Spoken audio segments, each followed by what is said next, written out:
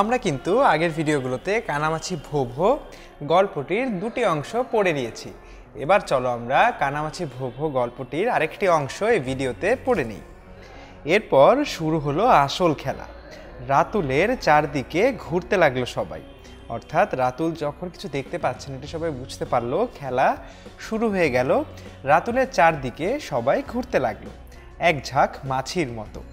কেউ তাকে হালকাভাবে ধাক্কা দিচ্ছে, কেউ দিচ্ছে গায়ে টোকা, আর মুখে কাটছে মজার একটা ছড়া, কানামাছি ভো ভো যাকে পাবি তাকে ছো। অর্থাৎ রাতুলের চারদিকে সবাই ঘুরতে লাগলো এবং কেউ তাকে হালকাভাবে ধাক্কা দিচ্ছে, কেউ আবার তার গায়ে টোকা দিচ্ছে এবং সবাই একটি ছড়া মুখে কাটছে। সেটি কি? সেটি হচ্ছে কানামাছি ভো ভো যাকে পাবি তাকে ছো। খেলার নিয়ম মতো রাতুল এদিক ওদিক হাত বাড়িয়ে কাউকে ধরার চেষ্টা করছে, সেও ছড়া কাটছে। আনি মানি জানি না পরের ছেলে মানি না, আনি মানি জানি না পরের মেয়ে মানি না। অর্থাৎ সেও একটি ছড়া কাটছে। এমনি চলতে চলতে হঠাৎ করে রাতুল কান্তাকে ধরে ফেললো, বলল এটা কান্তা আপু।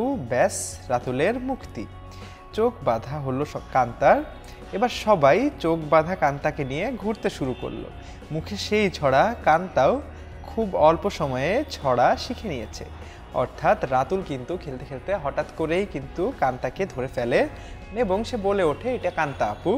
ব্যাস, তখনই রাতুলের মুক্তি হয় এবং তখনই কান্তার চোখ বেঁধে ফেলা হয় এবং কান্তা কিন্তু তখনই আবার খেলা শুরু করে এবং তার মুখেও সেই ছড়াটি, অর্থাৎ আনিমানি জানি না পরের ছেলে মানি না, আনিমানি জানি না পরের মেয়ে মানি না, এই ছড়া সেও কাটতে লাগলো এবং খুব অল্প সময় কিন্তু সেই ছড়াটিও শিখে ফেললো।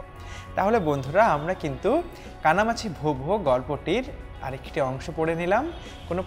কোনো প্রশ্ন থাকলে আমাদেরকে কমেন্ট সেকশনে জানিয়ে দিও। ধন্যবাদ বন্ধুরা।